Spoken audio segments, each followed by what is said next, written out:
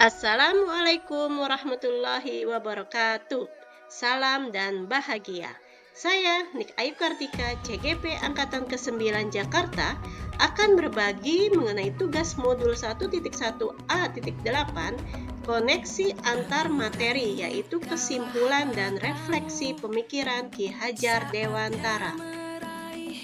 Kesimpulannya yaitu asas pendidikan Ki Hajar Dewantara. Menurut Ki Hajar Dewantara, pengajaran adalah bagian dari pendidikan. Pengajaran merupakan proses pendidikan dalam memberi ilmu atau berfaedah untuk kecakapan hidup anak secara lahir dan batin. Pendidikan memberi tuntunan terhadap segala kekuatan kodrat yang dimiliki anak, agar ia mampu mencapai keselamatan dan kebahagiaan yang setinggi-tingginya, baik sebagai seorang manusia maupun sebagai anggota masyarakat. Menurut Ki Hajar Dewantara, pendidik itu hanya dapat menuntun tumbuh atau hidupnya kekuatan kodrat yang ada pada anak-anak, agar dapat memperbaiki lakunya, bukan dasarnya, hidup dan tumbuhnya kekuatan kodrat anak.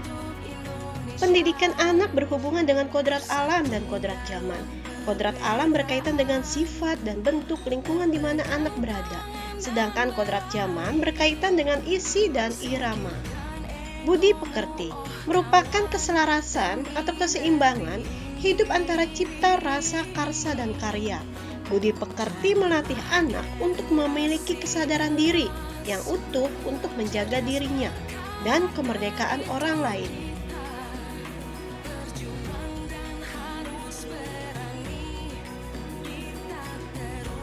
Sebelum mempelajari modul 1.1, saya masih menggunakan metode lama, yaitu menggunakan sistem pendidikan teacher center, di mana guru adalah pusat pembelajaran dan juga sumber ilmu, dan juga saya masih menggunakan metode ceramah saat menyampaikan pembelajaran. Lalu yang kedua adalah sistem penilaian atau penghargaan yang terlalu berorientasi pada kecakapan kognitif, di mana saya hanya menilai ketercapaian anak dari hasil ketuntasan belajarnya saja. Jika anak belum mencapai KKM, maka saya nyatakan belum berhasil dalam memahami materi. Dan yang ketiga adalah kurang memahami karakteristik murid, di mana saya memandang semua murid itu adalah sama.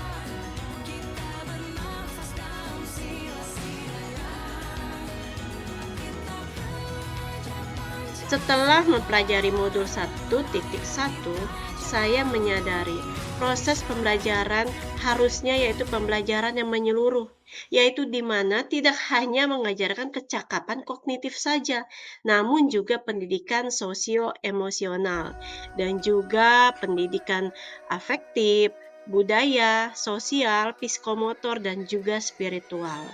Lalu saya juga harus menyadari murid itu sebagai pusat pembelajaran, di mana murid itu bebas berkreasi, bebas mengemukakan pendapat, dan juga diberikan kebebasan untuk berekspresi. Selanjutnya saya juga harus mempelajari karakteristik murid, di mana setiap murid itu unik, memiliki kelebihan dan kekurangannya masing-masing. Dan juga saya harus menghargai murid dengan memberikan kesempatan murid untuk tumbuh sesuai dengan kodratnya.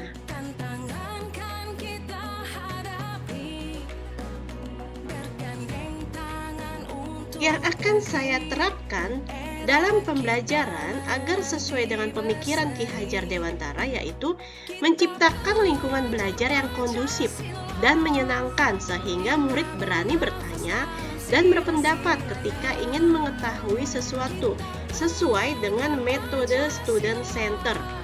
Lalu membimbing murid untuk membangun koneksi dan konteks belajar terhadap dirinya sehingga ia mampu menentukan tujuan belajarnya.